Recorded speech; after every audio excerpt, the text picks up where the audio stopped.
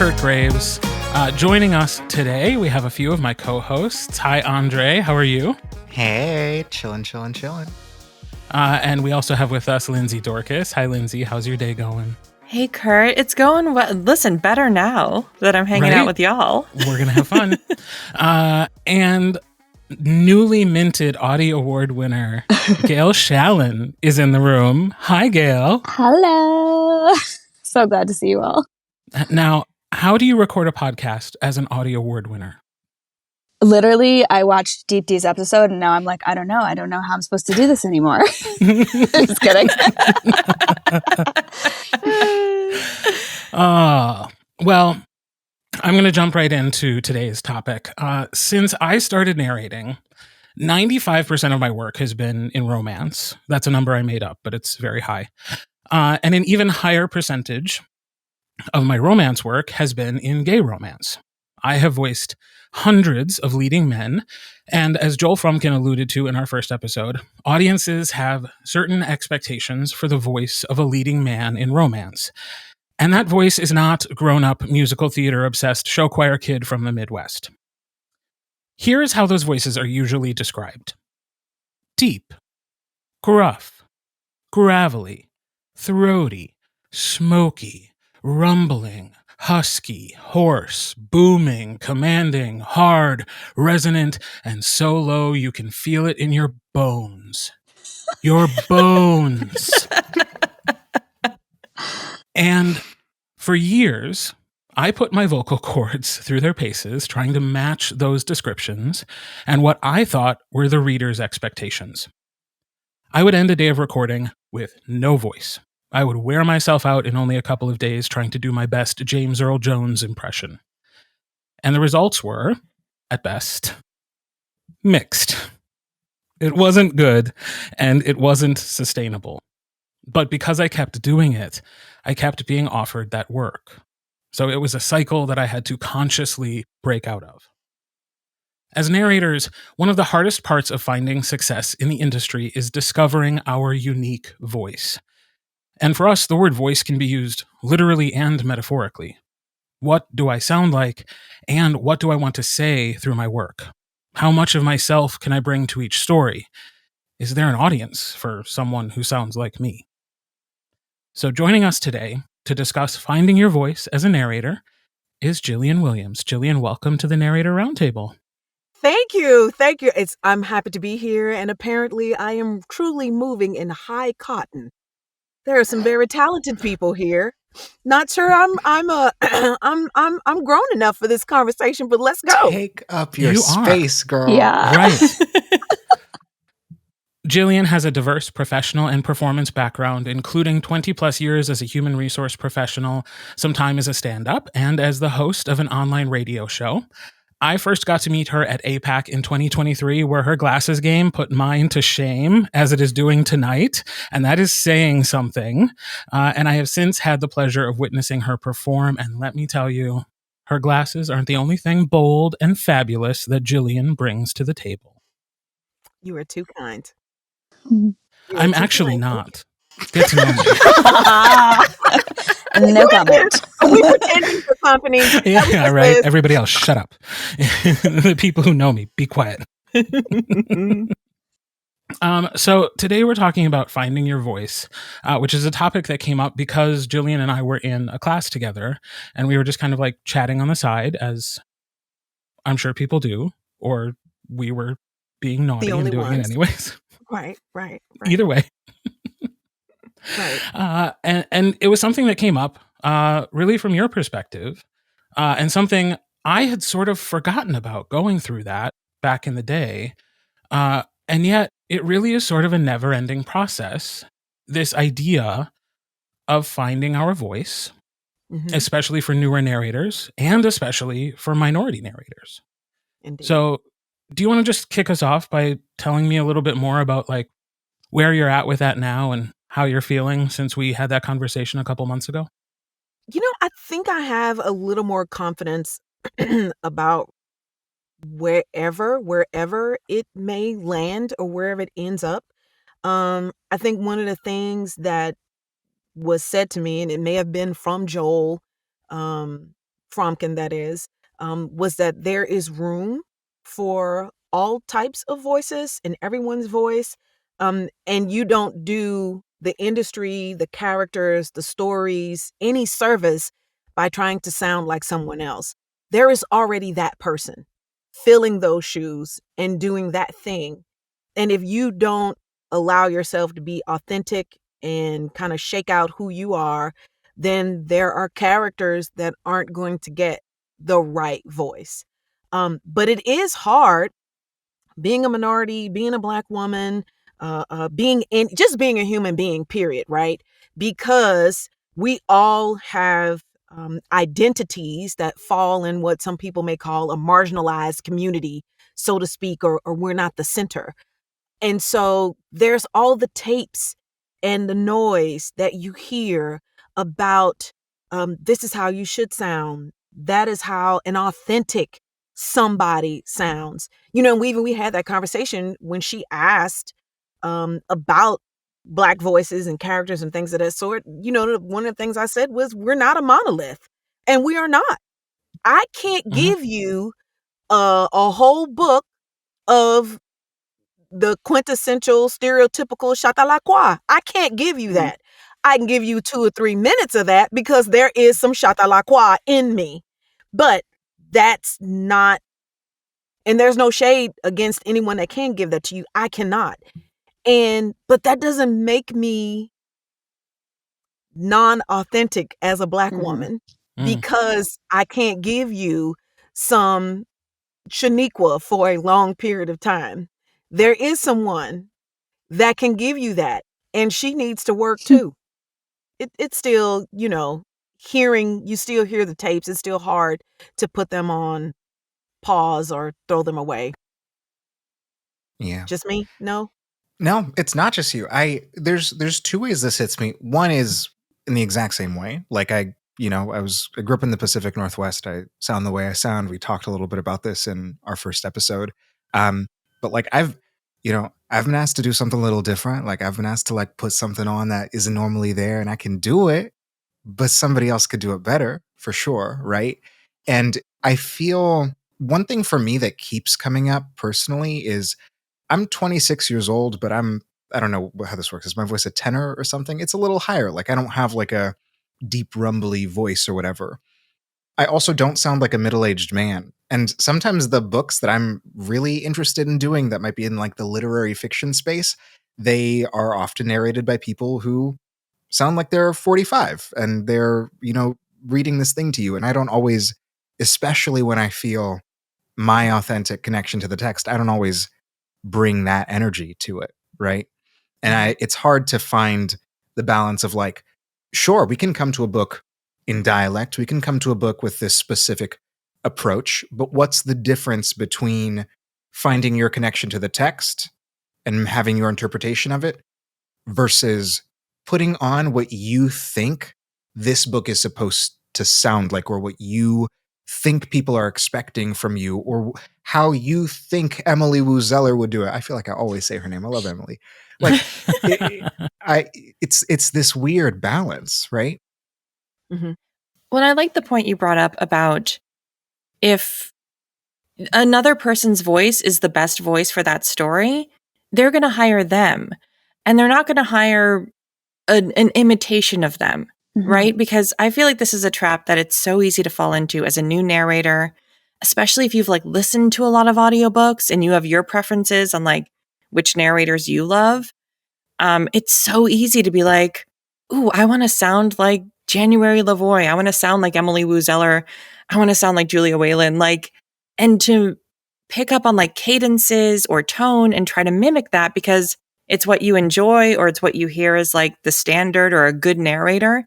But it's like, if that's a January Lavoie book, they're going to hire her because she exists and she's working, right? Like so what you need to try to do then, or be like, but I want to narrate the Lindsey Dorcus books. You want to narrate the Gillian Williams books. Like, if you can find that, it's difficult. It can be difficult, but if you can find like your authentic narrator self, then you can find the books that are right for you and not write for like some other ideal you have in your mind. Can we talk Agree. about that though? Like how you find yourself? Like, I guess to me, like the thought that is coming to mind is, André, you said something on one of our episodes about, you're the anthology of all the people you've ever met or something beautiful like that. And you, like truly poetic. And like, that is what we are. We're this like amalgamation of all the experiences and Amalgamation. humans we've encountered and sounds we've heard and voices we've heard. And we're actors. So like we aren't the characters we're playing. We aren't the voice that we're reading, but our job is to step into that. And I can imagine without books and books of experience, which maybe that's just the way you figure it out.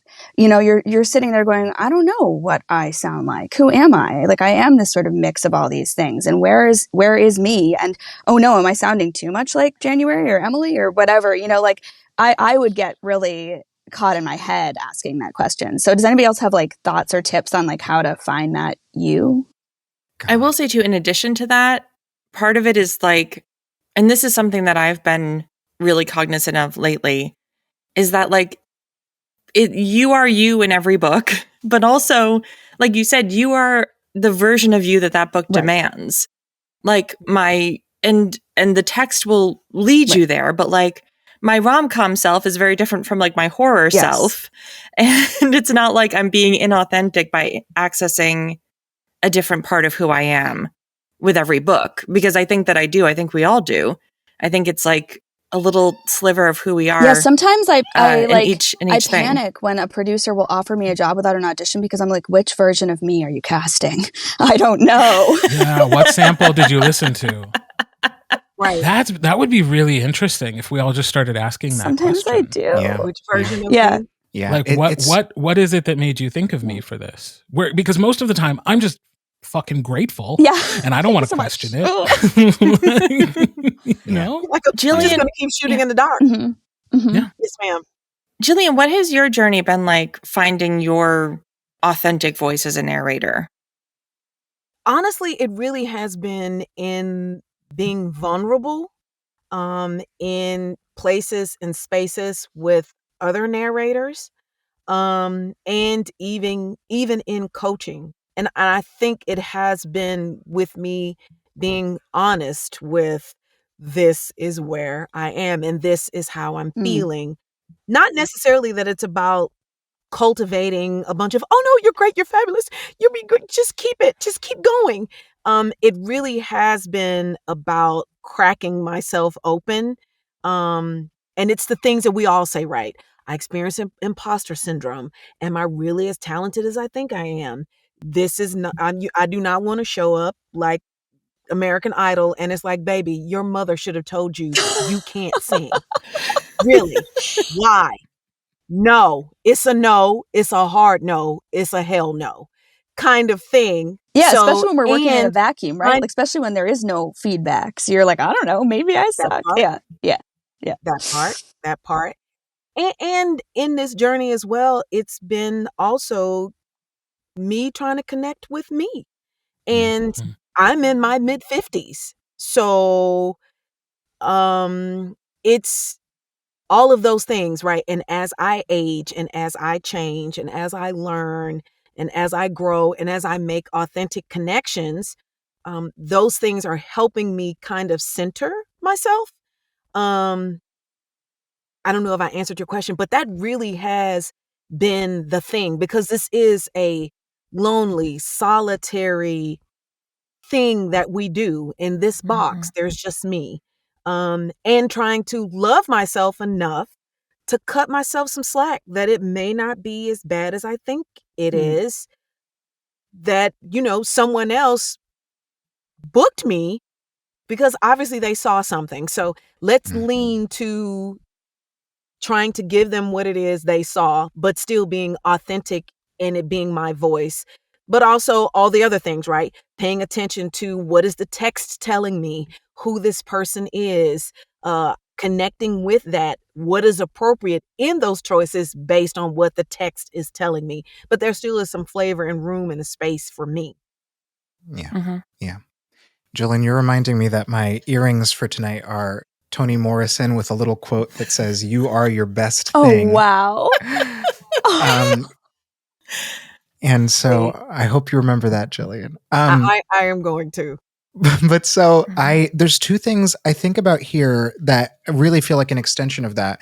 One was, I remember like back in my very first days of audiobooks when I was auditioning on ACX all the time. The first thing that felt like a practice of like shooting down onto what am I, what's my relationship to this, was giving myself permission to not audition for every single thing. Being like, I'm going to read this, I'm going to feel what I feel about this, and I'm going to decide. It doesn't have to be that I'm going after everything. I don't have to be everyone's everything. Because I think you know you have the answer to that question when someone sends you a project and it's not the rate, it's not the company, it's not anything except for your connection to not even the quality, but like what the material of the book is, where you say, I'm going to pass on this one. This one isn't for me. That feels like a kind of litmus for when you have that like sense. And I remember like not telling myself like, oh, you don't have to audition for everything. And suddenly it felt like, one, more time, right? Like you're not spread as thin across everything. And two, when you're thinking about that context of like, yeah, like what is your connection? I'm here, you're there. What are you trying to accomplish? You get to lean in, you get to make choices and adjustments, as opposed to, I feel like I constantly have a fear of like, had this voice in my head early on being like, okay, now it's this one. And so like, oh, what are they looking for? How can I, maybe I'll get here to do that. And then, this one, what am I looking? And there's no sense of like, what do I want my mark on this work to be when I was hopping through like that. I feel like the other thing that I think about so much, especially when I started coaching with people, is you'd hear someone, particularly like a brand new narrator, read. And, you know, you don't just show up in like a Zoom room and then like they start reading. Like you speak with the person first, right? And so they finish reading, and I feel like I frequently say like, I just heard you speak to me, and then I just heard you read. And they don't have to be the same thing, but I want to know if you know why those two things sound so different from one another. Because I think you should make a choice about that difference. And I don't know that you're making a choice about that difference right now. But I wonder how, do y'all feel like you've gone that granular? I feel like that's what we do with coaching, right? Yeah, well, that's a difficult transition to make, I think, too, because you are reading and you do have this dense wall of text in front of you. So that's where the technique and the skill comes in, is to say, because when you're speaking in your own words, of course you sound like yourself. And it can be hard to take that same quality and transmute it into text that you did not write, that is not in your quote unquote voice. That is like that. Then there's a lot of it, right? It's different from other forms of acting where, you know, even in a 3-hour play or a 3-hour movie, you have so much less text to perform than in a 10-hour book that you're doing by yourself. Like, it's a lot. And so I think that's part of the practice and the technique and the joy of the work, is finding a way to make, like with all acting, finding text that you didn't write, that is setting out a set of circumstances that you're not actually living, and like finding a way to crawl inside and live there in a way that feels authentic. And I just think that that's, for me, part of that is finding my curiosity about it and finding my sense of play. Because sometimes, again, it can be like, we can get so caught up in what we sound like, and like, ooh, does my voice sound smooth? Does my voice sound beautiful? Does my voice sound soothing? But that's not necessarily interesting. And I think the sense of play comes in where it's like, what if I said it like this? What if I tried it like that? What if I sped this up or slowed this down? What if I put a breath there where you wouldn't expect it instead of there? Like, finding ways to experiment and play, and then hopefully that play leads to something that feels really good or feels like, oh yeah, that is how I would say that sentence, like even if it's not how everyone else would say it. Or being curious about like, who am I talking to? What do I want the listener to hear in this? Like what am I seeing as this character? What am I experiencing? What questions am I asking? Like that is something I constantly come back to whenever there's a question in the text. Be like, just ask the question, really ask it and be curious about the answer. Even if it's rhetorical, like ask the question for real, which can be so hard to remember to do in the moment, at least for me sometimes. Right. I want to go back just a little bit to something André was saying, because Gillian, I want your perspective on this. Like I've done a few of those open studio classes where you do listen to other people read and you get to sometimes give a little bit of feedback. But I often am thinking exactly what you said, which is like, I got to hear, like you were just talking and like you were delightful and lovely and engaging. And then like some other thing happened when it came time to read. And the question is always like, why do we feel we have to put on that artifice? And I'd like us to explore that a little bit. But the interesting thing, Gillian and I took a class, she alluded to it already, that was about Black voices in audiobooks. I came into it as a white person who sometimes has to perform Black characters and wanted the experience of like getting some feedback. But there were also a lot of Black actors in the class there to learn about audiobooks. And I feel like of all the classes I've taken, that phenomenon that you described, André, happened the most in that class. Where it seemed, anecdotally, from my perspective as I'm watching people, that Black actors felt they had to change how they spoke to read an audiobook. And that Am I is crazy? valid. No, you absolutely are not. That is absolutely valid. And that just comes from the reality of being a Black person and having to code switch and trying to make sure you have what you think is mass appeal, right? Because you want to book the work. And so it does turn into that. And the other part too is we've all been raised very differently. So Roy and Dorothy were not having me come home and not speak the Queen's English. It was coming out, the way it was written. It just was. And my family's filled with public speakers and actors and things of that sort. And so there's going to be crisp words with all the consonants and everything in it. And so, but then when I'm with my girls, there is something different because I'm going to talk about the piece that I performed. Because what was the note that I got, right? That note was I needed to deliver it more like I was talking to my friends, which was difficult for me. Not really difficult, but it did require a different thought process, right? Because I'm thinking that's not appropriate. But it was absolutely appropriate, but it was work for me to move to delivering it that way. Because when I close this door, I need to make sure all the consonants are there. The word is and, not an. The word is ask, not ax. So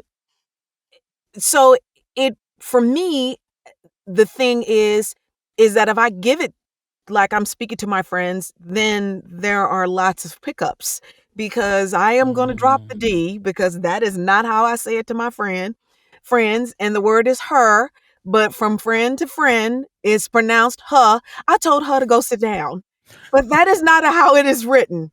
So the quandary is to tell a story like Gillian, but also to give the author's words and how they are written the respect they deserve. So I think for a lot of Black actors, just people, period, right? But we're talking about being African American or Black and being in this industry.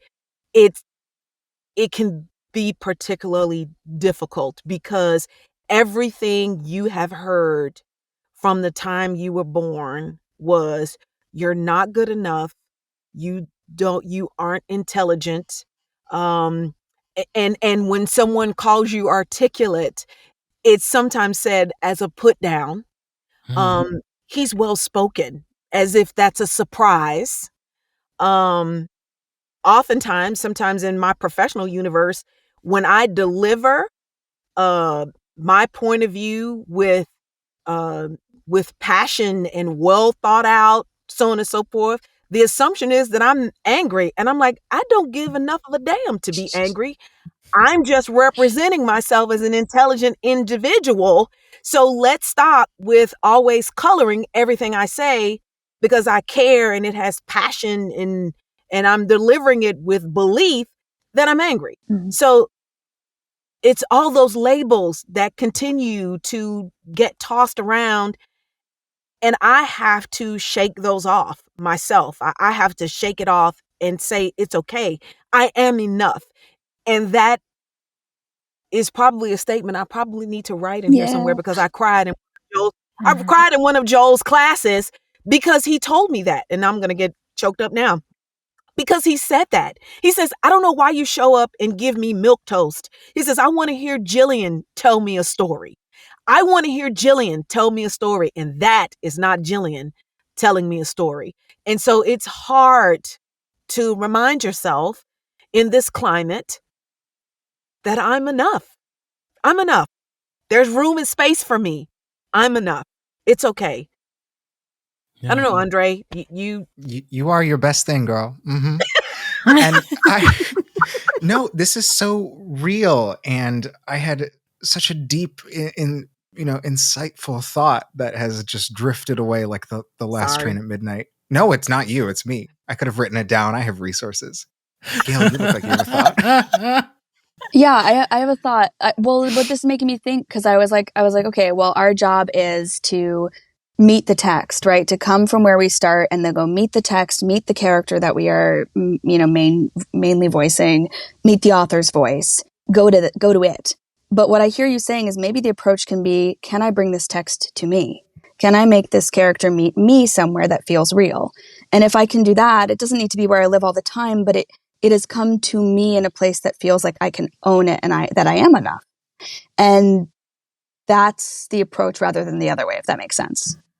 Because I guess this is an acting job to me. And my thought is like, okay, my job, the way I get direction on what I'm supposed to do is I read this book and it tells me where I'm supposed to go, what the world I'm supposed to be in is, where it intercepts with who I naturally walk through this world as every day and where I kind of need to stretch a little further and what version of me, like Lindsey was saying, I need to bring.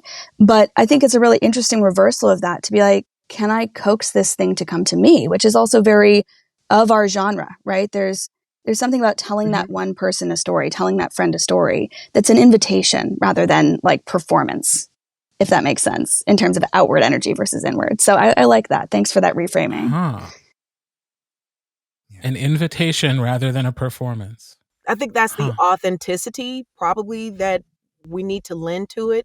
So I was at a narrator retreat last year, and this may speak to what you asked. So there is one piece that I performed, and in it, she talks about her husband cheating. And she also deals with how she feels about that. I played it with a little more humor. And so in one of the sessions that I was in, one of two female coaches were there, and they gave me some feedback. But there was another narrator that was there. She does a lot of DEI work and she's a sweetheart. Bless her, she is a sweetheart.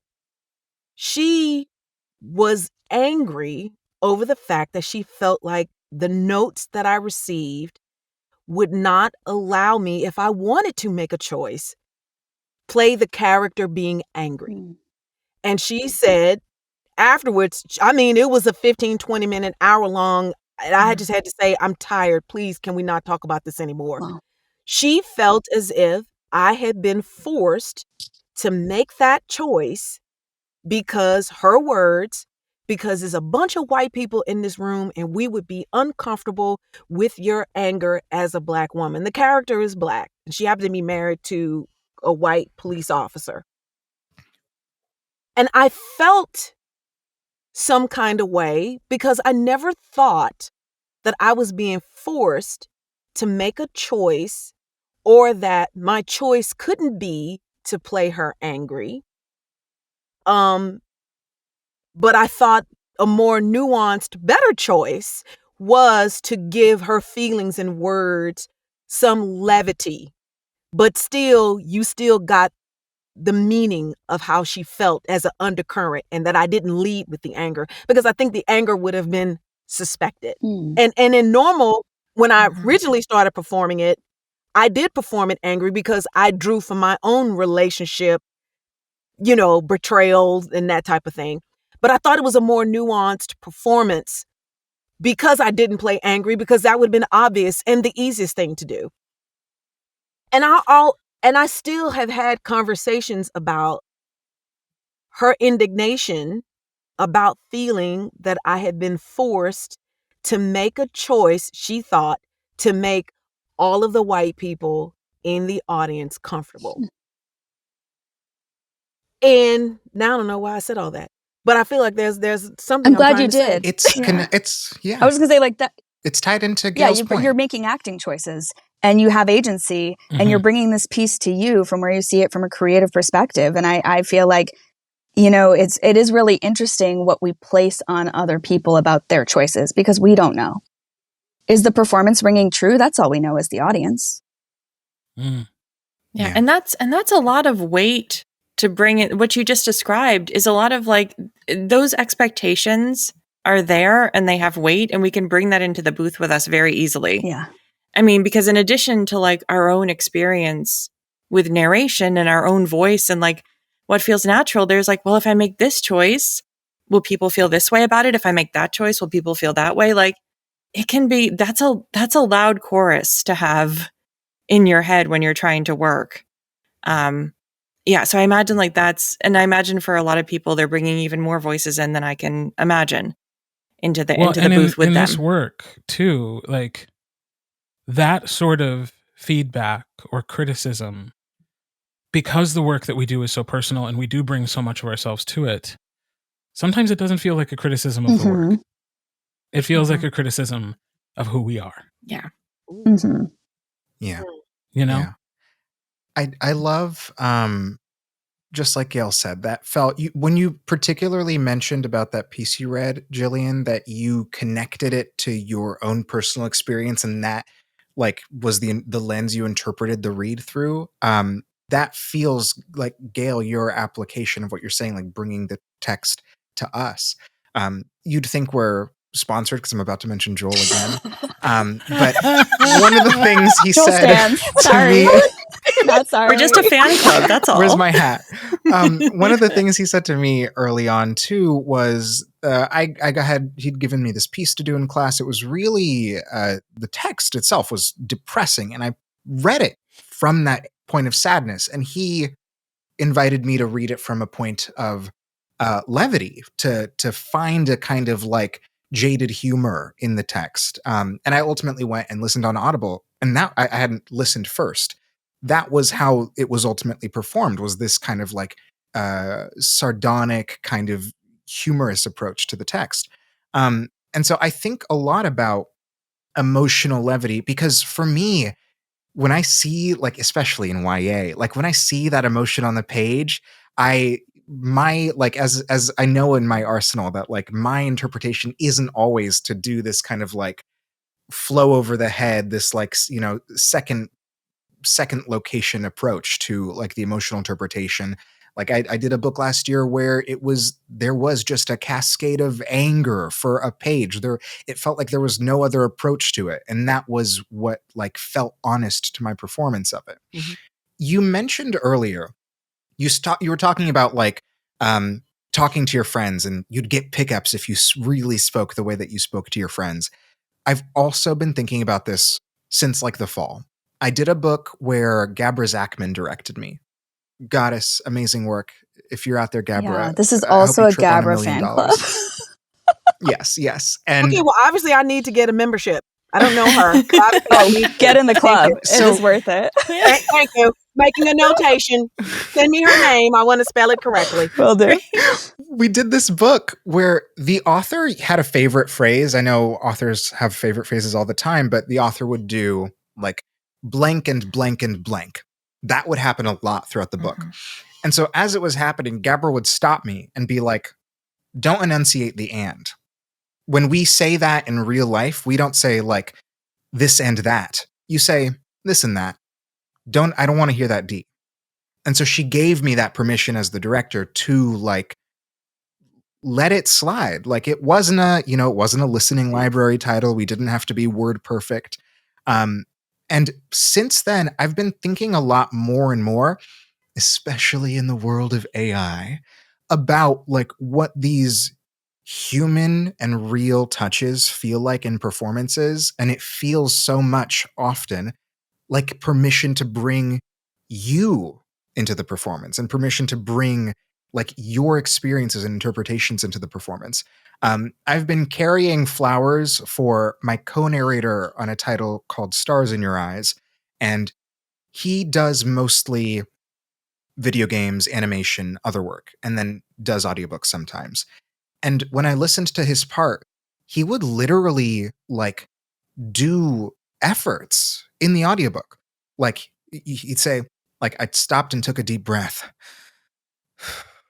And like it was lived in all the way through. And I loved experiencing that. I loved hearing people like sob with no text behind it. I loved hearing like kisses blown, whatever it was. And I feel like there has to be room for play with that. I know that we can't get away with it in every book, but I wonder for you, Gillian, right? Like in this example, like how much more would the listener love those scenes if you really did just talk like you spoke to your friends? You know? Yeah. How much more would you love that performance? Right. And then being prepared to defend the choices, because I narrated a romance and the word is spelled Bowlegged. Black people say bow-legged. We don't say bow-legged. We say bow-legged. And then it usually comes with a girl, he is bow-legged. Okay. Kind of thing. And so, of course, I said it how we say it. And then, of course, it was a note. And then I wasn't at a place where I could like defend it and say, well, you know, she's melanated like me. And if she said it, she said bow-legged. She didn't say bow-legged, but okay, pick up. You got it. I'll get it back to you shortly. You know, and it is, and I think I narrated something a little, I picked up on ACX. Oftentimes just to get back in the frame of mind, I may find something, a little quick read something that I read, because I read a lot myself, because I'm a reader, always have been. And so I played much more with my delivery, if there were exhales and kind of things, I infused that in the narration, and it felt authentic and it felt real, and it felt like I had connected to the story, and it did feel more like me telling a story. And I felt more like I had inhabited the characters. So I've read some of the reviews. Nobody pointed that out. But I think we probably, as narrators, should move more in that direction, because that does pull me into the story and I feel there. And like I'm watching these characters talk to each other and you know, argue with each other and make love to each other and do other things with each other. So I think there is value in that. So I would agree. I would agree. And I bet it's probably amazing. Yeah, but you're right. It can be a tough tightrope to walk, that authenticity, but also not getting too many pickups because of pronunciation. And like you said, you know, it's tricky because like maybe your proofer is not as familiar, like, you know, is not as familiar with the culture or the story you're telling or the way of speaking you have, and is like going by the book. And it can be tough to push back and be like, no, I made this choice on purpose.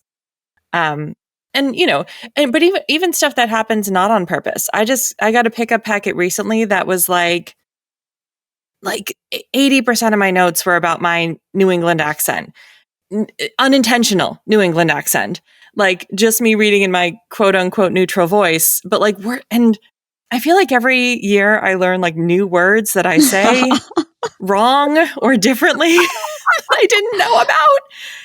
I say forward, I don't say forward, and that was a big one. Every time I said forward, they were like forward. And I went back and I fixed them because, sure. But it did, things that had never even occurred to me that I was saying them the non-standard way. But it's just interesting to be like, well, but that's also how I talk. Like, I do have these tiny little artifacts of New England, like sprinkled through my speech because that's where I grew up. And my mom has a Rhode Island accent and my grandpa has a Rhode Island accent. And like, that's how, and the people around me speak with that. So like, it's living in there. It's just like, and how much of that do we want to cleanse in pursuit of this character or this story? And sometimes that might be true, right? Like maybe I do want to sort of take that out because this character has never been to New England and would never say it that way. But sometimes it's like, how much also do we just leave in because that's just how I talk, And it's such a small thing. People do with much bigger versions of that. But that was my tiny version recently of getting this huge pickup packet that was just like, you said all these words wrong. And you're like, well, where I'm from, it's not wrong. You heard it wrong. You misheard it. I didn't missay it. You misheard it. Or in that authenticity thing, it's so funny. I figured out like a little ways into this. Your like default characters that you fall into, where like every time, like, quick snap judgment, I'm like, oh, here's a small old man character. I have to be an old man.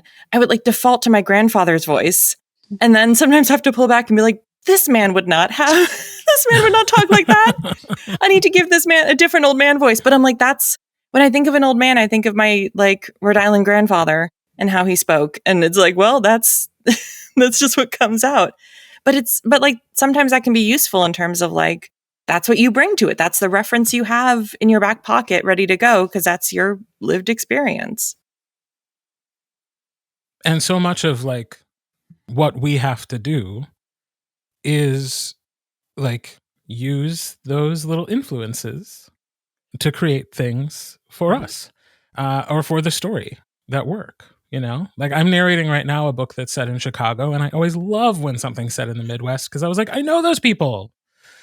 And I can let myself go a little bit more because I know that like a few of my Midwesternisms might slip in, and it's okay. Because I was hired for this and I'm the right guy for this particular thing. Although it's another book where I am being challenged to have like 10 different male voices that are all low and rugged and hoarse and stormy, shaking your bones, resonating, shaking my bones.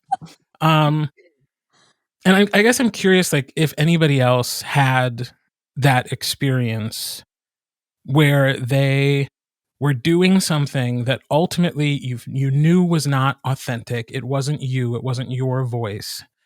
But there was enough positive reinforcement that you were like, do I just keep doing it?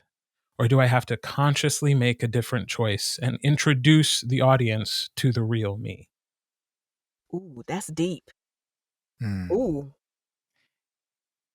I don't know. I feel like I have, like, I don't know, with things like that, I feel like I find I feel like I have a bone shaking man somewhere in me, right? Like that exists within the multitudes that I contain, that all of us contain.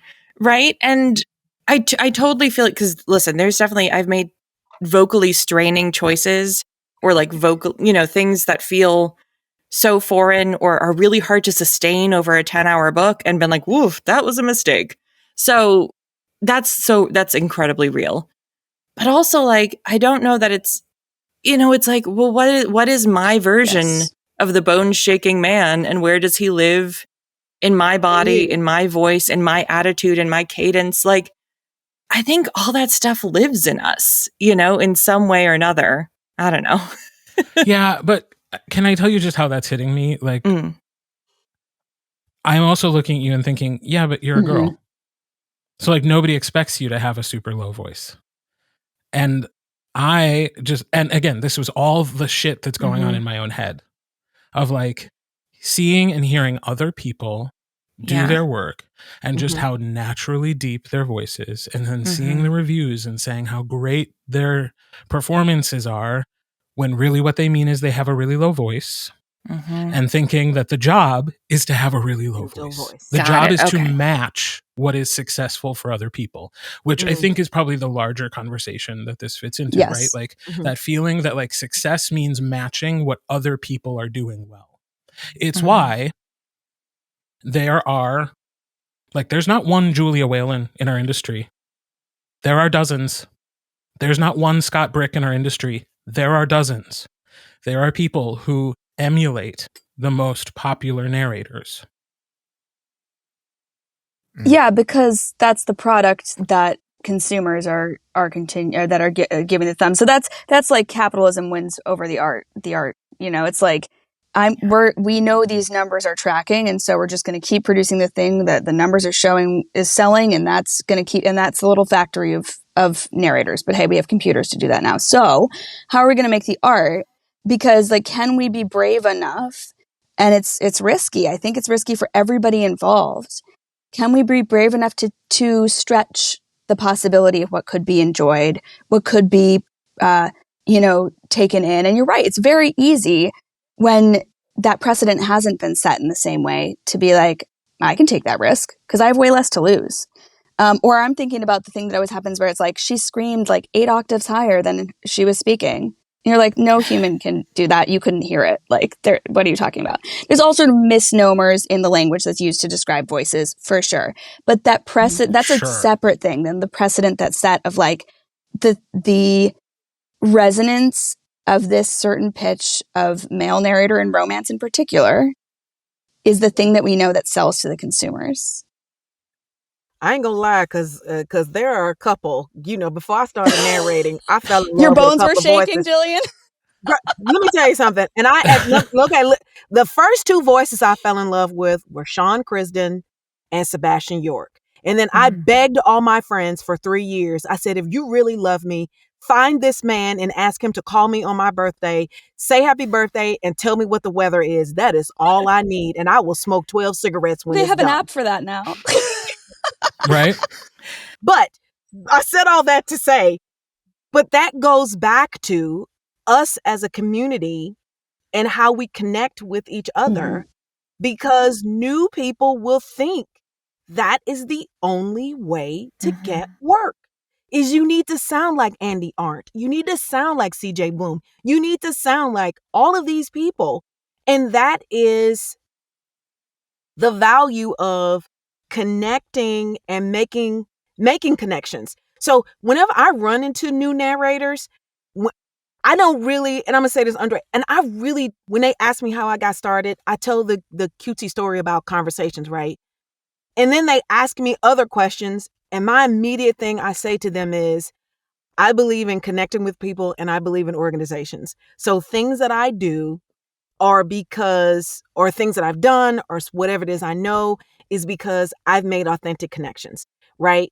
And so even at the narrator retreat last year, it was a couple of publishers that I introduced myself to, and it turned into a joke between me and them. And I said, hey, I'm not coming over here to hump your leg and say, give me a job, give me a job, give me a job.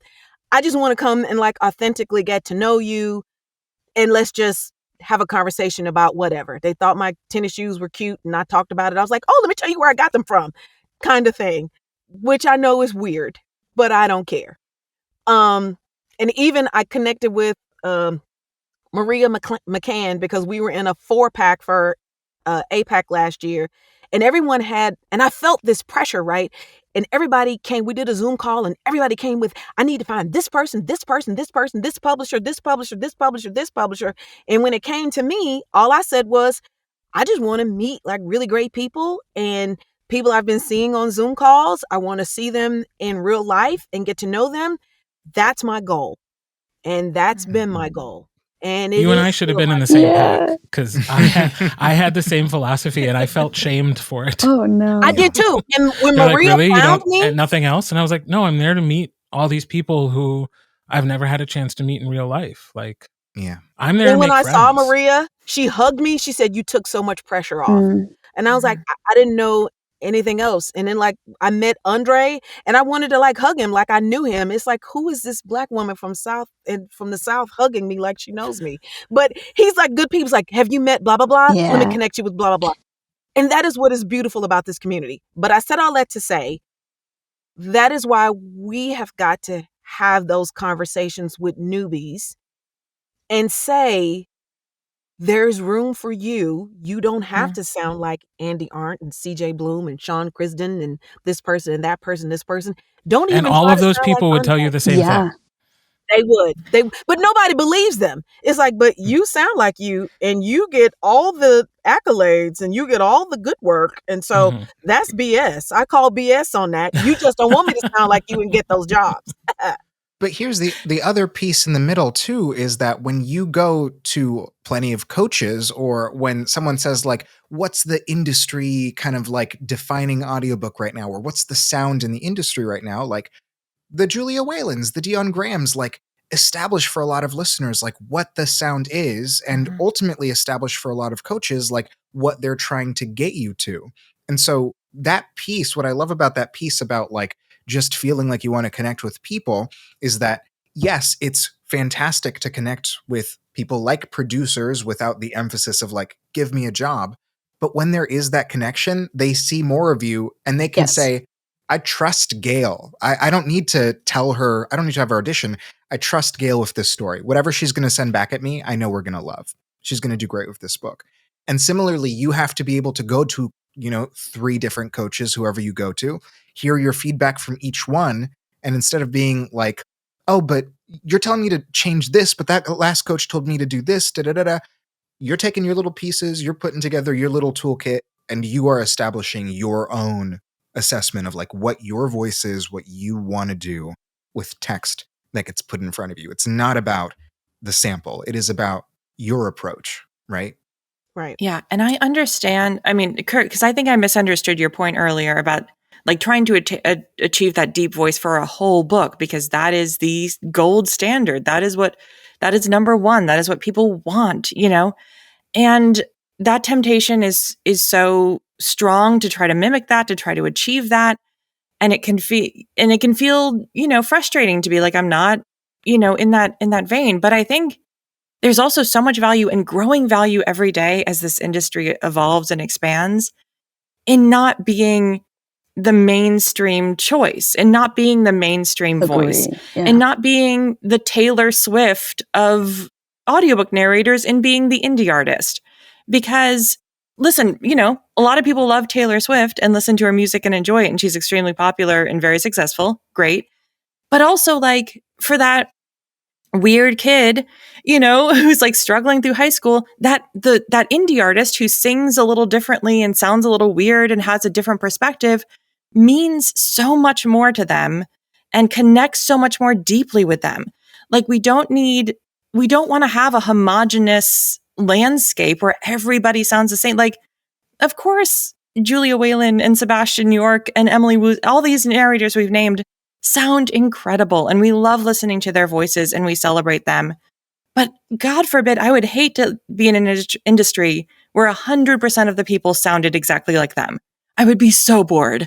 I would be so bored. Also, a lot of these folks we're mentioning have been doing this for a very long time. And I promise if you go back and listen to their first few audiobooks, they do not sound as the way we think of them now. So to answer your question, Kirt, like even those icons have transformed. And to go with your musician analogy, Lindsey, like, I was a Phoebe Bridgers fan before there was a generation of Boy Genius fans, like a long time ago. And I think so to have this faith that if you're doing something really good and you're making really good art and you're being true to yourself and you can stay in the game, maybe the fan base will change. Maybe the consumership will change and evolve and stretch and grow.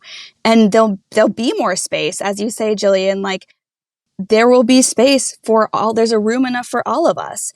We just have to be brave enough to put the thing out there for people to receive. Okay, so here's my question though. how many, to kind of take a toe into your comment, Kirt, is how many narrators, and I'm going to go just the male narrators, really, I'm going to say it, aren't that talented, but it's just about the timbre of their voice. Mhm. They really can't deliver a stellar story, a product that you feel as if you have been on a transformative journey. And it really is just tell me the time and the weather, and I am going to love it. Mhm. So how much Yeah. of it is How It's been many? a great night, everybody. How I'll see y'all many tomorrow. are there? am I talking about the pink elephant there? Yeah. Yeah, I mean, I have encountered some.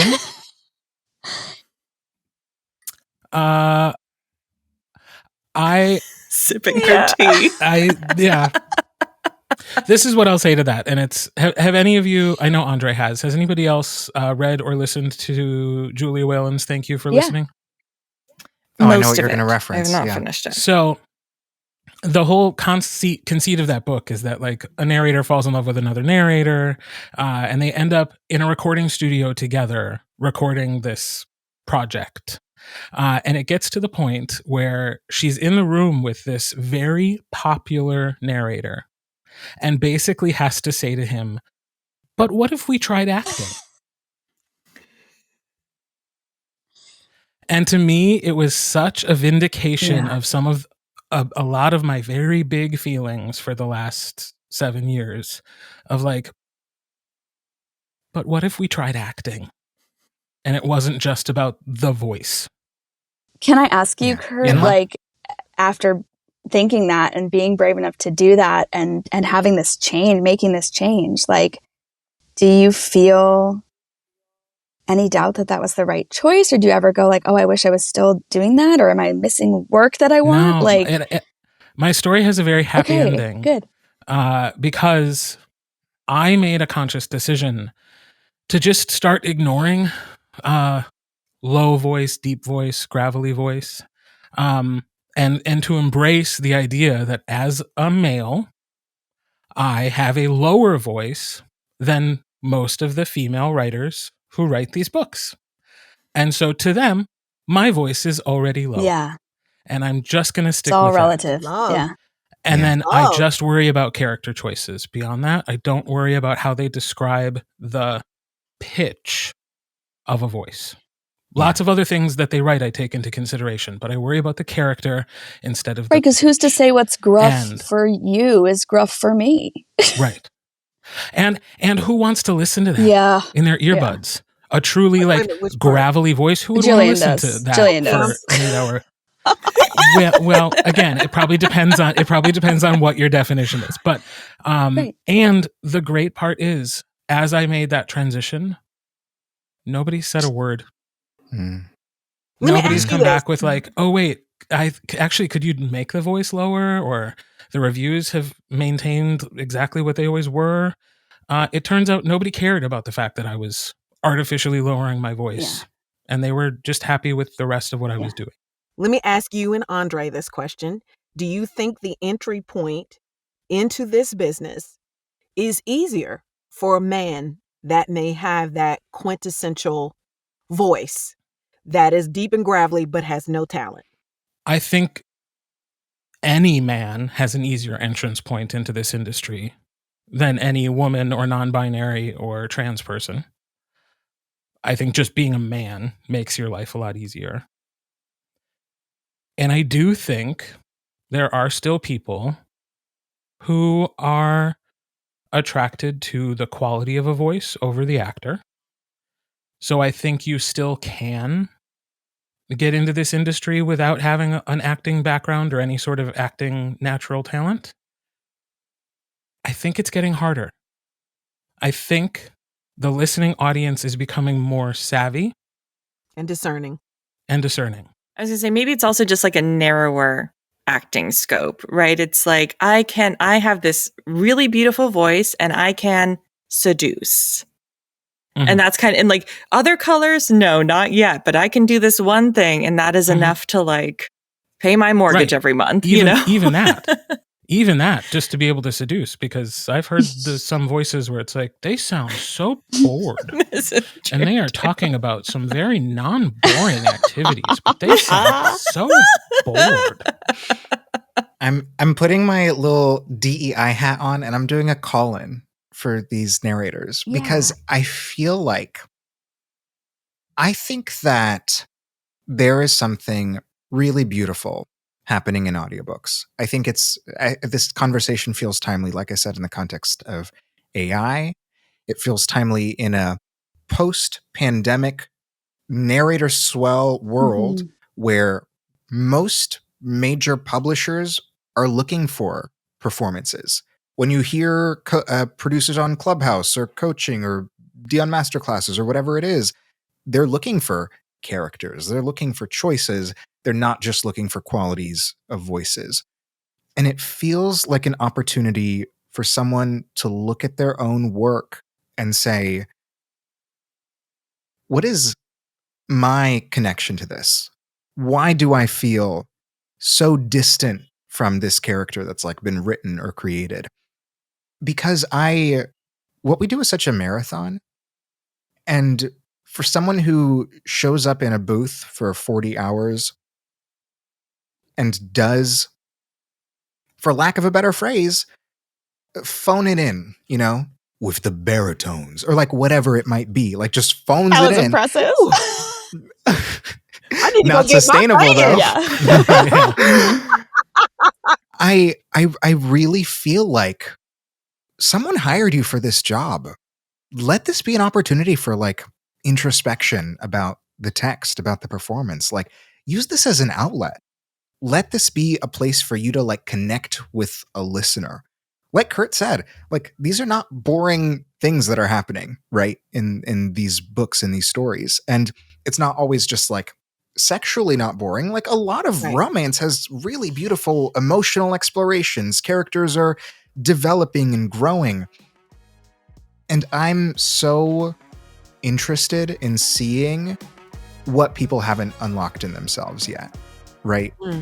I want to believe that the kind of narrator that we're talking about has space for those things. Yeah. I think that is a great place to bring the conversation to a close. This conversation, at least, because we could continue to talk about this for a long time. I think there's another really interesting conversation to have after this, which is what about once you figure out who you are? How do you tell other people about it? How do you sell yourself? I think that's a conversation we'll need to have at some point in the future. But for now, thank you guys so much for sharing your thoughts and your experiences and being vulnerable. Thank you, Gillian, especially for joining us. We're so grateful to have your perspective. This has been fabulous, and maybe I'll get invited back. Oh, yeah. I have a very good feeling about it. Yeah. So Thank you. Thank you so much. It's truly been fabulous. Thank you.